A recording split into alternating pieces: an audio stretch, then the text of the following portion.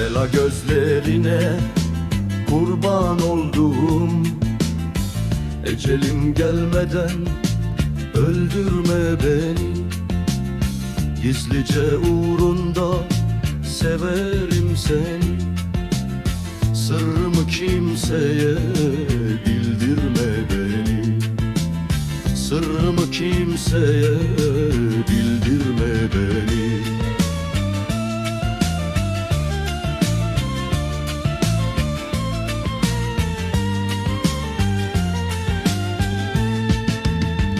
Seni bana veren o yüce gani, alırlar elimden, korkarım seni. Kaddimi büküp de öldürsen beni. Üstüme düşmanım, güldürme beni. Üstüme düşmanım,